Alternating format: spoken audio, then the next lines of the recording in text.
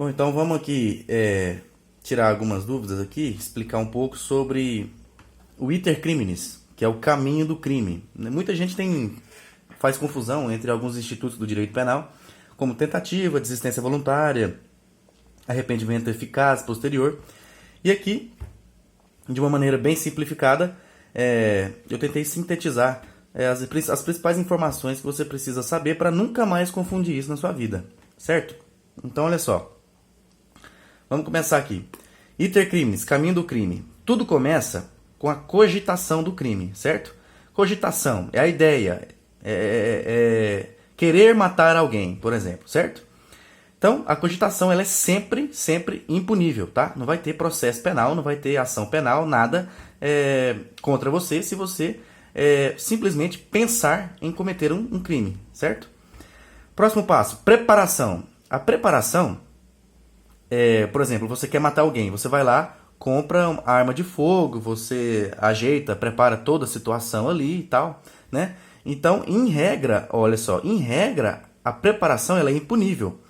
Então, em regra, é porque, obviamente, possui exceções. Por exemplo, na lei de terrorismo, pune-se a mera preparação, tá? Então, se o cara ele compra uma bomba a fim de explodir um estádio de futebol, por exemplo, mas ele não faz isso, ele vai na delegacia, entrega a bomba, é um ato preparatório. Ele vai ser punido por causa disso? Vai sim, porque está lá previsto na lei de terrorismo, certo?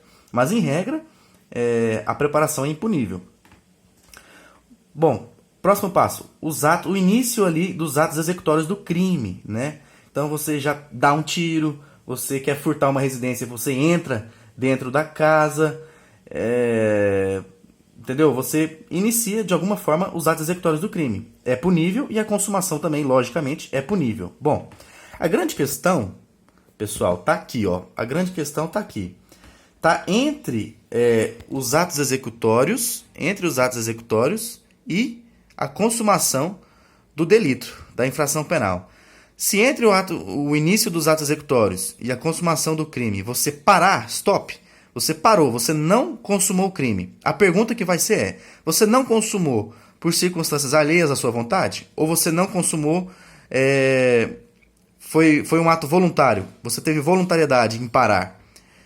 Se você não consumou o crime por circunstâncias alheias à sua vontade, é tentativa. Tentativa está lá no artigo 14, inciso 2 do Código Penal. É uma causa de diminuição de pena, tá? Se você parou com voluntariedade, você parou porque você quis, vai se configurar a desistência voluntária, tá? Artigo 15 do Código Penal. E o que é a desistência voluntária? Exclui-se a tipicidade, é uma excluinte de tipicidade do crime que você queria cometer. Então, por exemplo, você está espancando uma pessoa com intenção de matar e durante o espancamento você para. Você desiste ali de continuar na execução do delito. Veja, exclui-se a tipicidade do homicídio. Obviamente que a pessoa nem chegou a falecer. Você não vai responder pelo homicídio, mas vai responder somente pelos atos já praticados, que nesse caso seria lesão corporal. Vai responder pelo crime de lesão corporal, certo? Bom, vamos lá. Continuando. Além disso, a gente tem ainda a figura do arrependimento eficaz, que também está antes da consumação do delito. Arrependimento eficaz antes da consumação. Veja, o arrependimento eficaz é uma situação em que você toma providências para que o crime não se consume.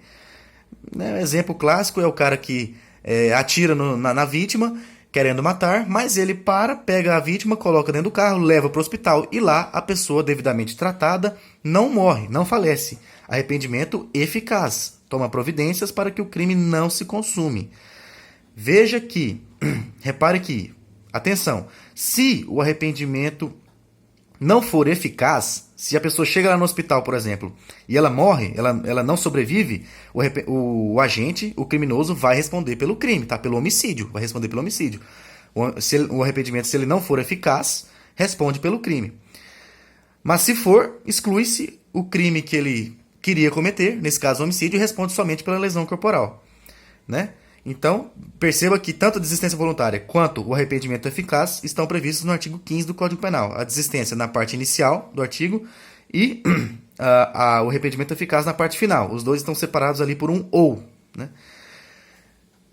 Olha só, depois da consumação do delito, a gente tem um arrependimento posterior, tá? É isso que você precisa entender. Depois da consumação, a gente tem um arrependimento posterior.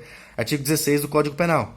Nos crimes sem violência ou grave ameaça, se o agente reparar o dano ou restituir a coisa antes do recebimento da denúncia ou da queixa, antes do recebimento, cuidado, não é antes do oferecimento da denúncia, é antes do recebimento da denúncia ou da queixa, o que vai acontecer? Vai diminuir a pena dele. Tem lá uma fraçãozinha, duas porções de frações que vai diminuir. É uma causa de diminuição de pena, tá? Prevista lá no artigo 16 do Código Penal, arrependimento posterior.